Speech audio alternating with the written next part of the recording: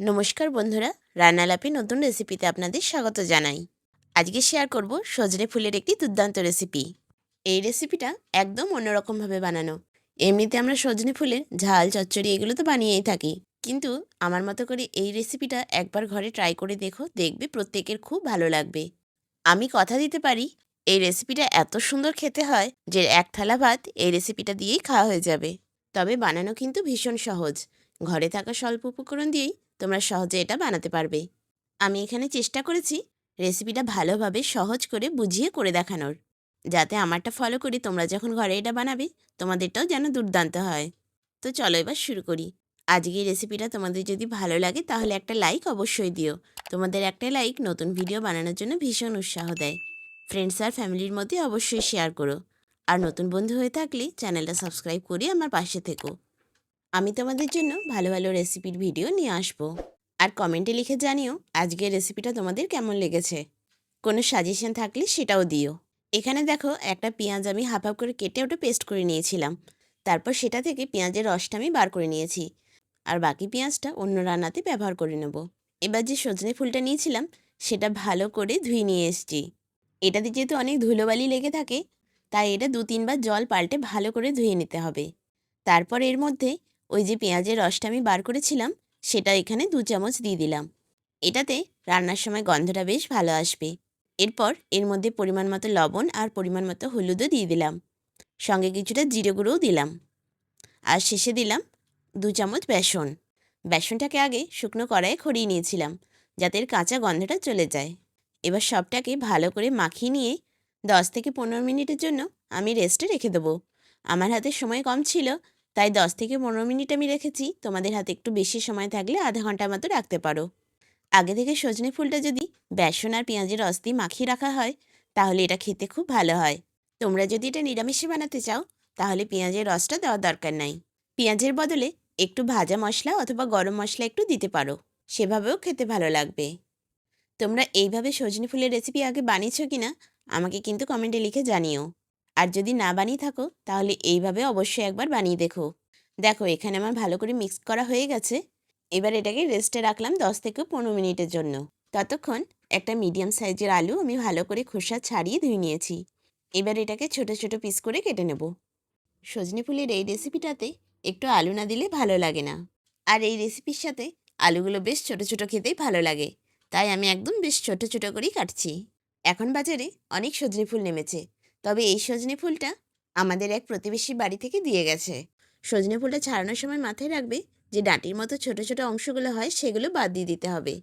আচ্ছা, তোমরা সজনে ফুলের কোন রেসিপিটা পছন্দ করো? সজনে ফুলের বড়া নাকি সজনে ফুলের ঝাল? দুটো রেসিপিই খেতে বেশ ভালো লাগে। তবে আমি যেহেতু একটু তেল মশলাটা একটু কম প্রেফার করি, তাই সজনে ফুলের ঝালটা আমার বেশি ভালো লাগে। দেখো, এখানে আলুগুলো আমার সব কাটা হয়ে গেছে। এবার এটাকে ভালো করে জলে ধুয়ে নেব। আর আলুর পিসগুলো তো দেখে বুঝতেই পারছো একদম ছোট ছোট করেই কাটা হয়েছে। এবার গ্যাসের ফ্লেমটা অন করে একটা কড়াই বসিয়ে নিলাম। তাতে পরিমাণ মতো কিছুটা সর্ষের তেল দিয়ে ফোড়নের জন্য ১ চামচ কালো জিরে দিয়েছি। ফোড়নটা ভালো করে ভাজা হয়ে গেলে তাতে আলুগুলো দিয়ে দেব। সামান্য একটু লবণ আর হলুদও দেব, তবে পরিমাণটা একদম কম, কারণ আগে সজনে ফুলে কিছুটা হলুদ আর নুন মাখানো হয়েছে।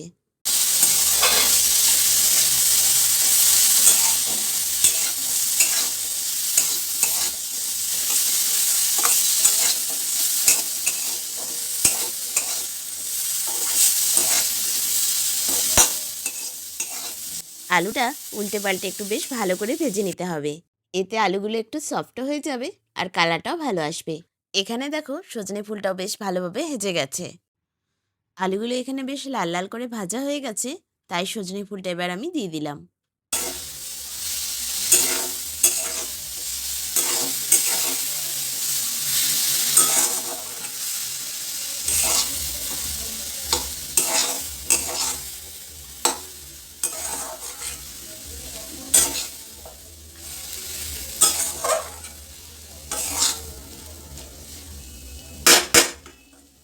সজনে ফুলগুলোকে আলুর সাথে ভালো করে মিক্স করে নিতে হবে। আর যেহেতু আগে থেকেই মশলা মাখানো ছিল, তাই সেটা ভালো করে কড়াইয়ে কষিয়ে নিতে হবে।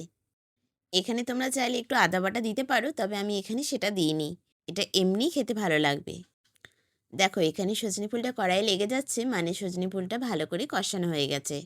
এবার আমি পরিমাণ মতো কিছুটা জল দিয়ে দিলাম। তবে খুব বেশি জল ব্যবহার করব না, কারণ সজনে ফুলটা তো সফট জিনিস, আলুটা শুধু সিদ্ধ হওয়ার মতোই জল দেব। আর এখানে আমি গ্যাসের ফ্লেমটাও কিন্তু একদম লোতে রেখেছি।